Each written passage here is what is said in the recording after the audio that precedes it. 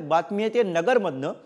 Ahmednagar दक्षिणच्या EVM ठेवलेल्या strong रूमच्या सुरक्षेवरनं आता जुंपण्याची शक्यता निर्माण झाली आहे। स्ट्रॉंग रूम पर्यंत अज्ञात व्यक्ती पोहोचल्याचं सीसीटीव्ही फुटेज हे निलेश लंके यांच्याकडनं पोस्ट करण्यात आलंय।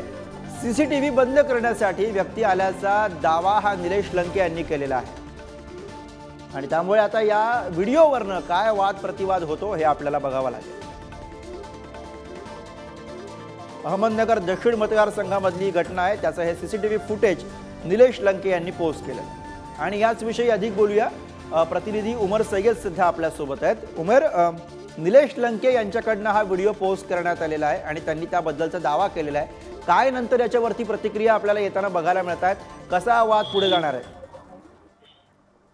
नक्कीच गुरु सर, महाविकास आघाडीचे उमेदवार माजी आमदार निलेश लंके यांनी एक्सवर एक व्हिडिओ पोस्ट केला आहे आणि खळबळजनक दावा केला आहे। अहमदनगर दक्षिण लोकसभा मतदारसंघामध्ये मतदान झाल्यानंतर ज्या स्ट्रॉंग रूम मध्ये ईव्हीएम मशीन ठेवल्या होत्या त्या स्ट्रॉंग रूम शेजारी जे असलेले सीसीटीव्ही आहे त्या सीसीटीव्हीची छेडछाड करण्यासाठी एक अज्ञात व्यक्ती त्रिस्तरीय सुरक्षा यंत्रणा जे आहे तर त्याला भेटून तो आतमध्ये आला आणि सीसीटीव्हीची छेडछाड जे आहे तर त्याच्याकडून करण्यात येत होती असा खळबळजनक दावा निलेश लंके यांच्याकडून करण्यात आला आहे।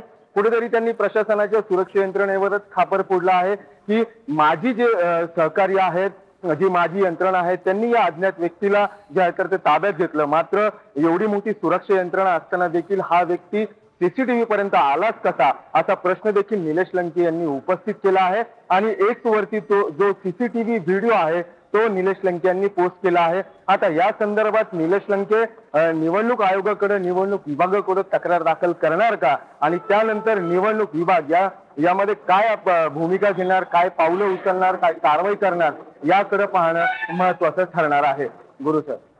अर्थात त्यामुळे निलेश लंके यांनी पोस्ट केलेल्या व्हिडिओचं पुढे काय होतं, त्याच्यावरनं कसा वाद प्रतिवाद रंगतो आपल्याला बघायचं। धन्यवाद उमेर या सगळ्या सविस्तर माहितीसाठी। पुढे जाऊ।